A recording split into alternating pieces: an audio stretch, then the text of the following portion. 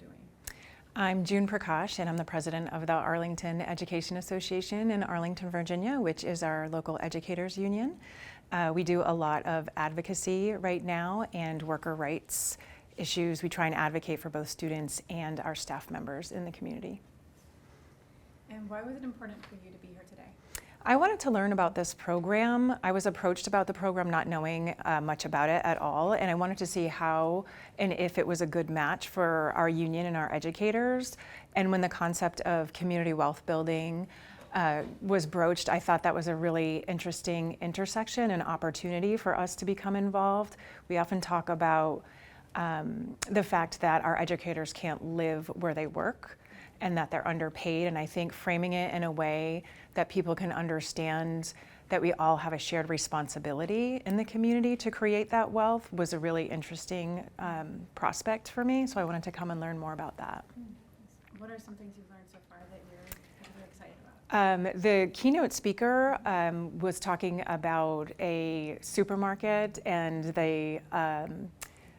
the lack of supermarkets in DC, and I thought the statistics were really fascinating. And the other thing that stood out to me was that if more businesses were owned by the employees, like that would really increase the wealth in the community, and I thought that was really fascinating and an interesting way to frame things. Mm-hmm. I'm curious about your take on sort of the role of unions and then that relationship with the idea of worker ownership. Yeah, so I think part of ownership in the education system is we need to build our own, right? And so we want to have our resources right here in Arlington, so our education system should have that in mind. As we're growing our students and growing our employees, they would contribute to the economy. And then there's sort of a trickle-down theory there. Awesome, thank you. And in your own words, what is this next system that we are building?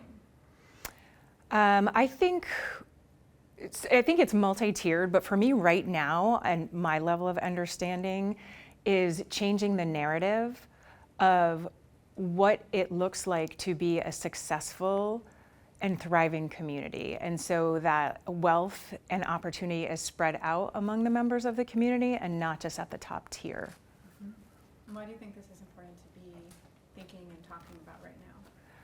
I was just saying this at lunch, that this is the absolute perfect time, because I feel like behind all this messaging is a tone of hope.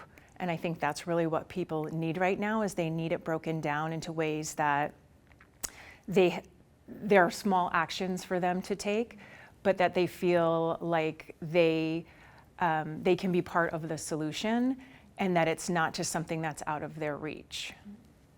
And from your particular vantage point, the work you do, what are some of those small actions people take, whether it's getting involved in the work you're doing or how you're seeing this ecosystem, the next system work? I think just making the step to get involved. I think people tend to like to do a lot of complaining because they don't know how to take that first step, because everything seems like such a big thing. So the small step that I took today was just to show up, to listen, or and learn from my colleagues about what is going on. And I think, although that doesn't seem like something that's going to solve all the problems of the world, it is the first step you can take to have an understanding of how we can make things better for everyone.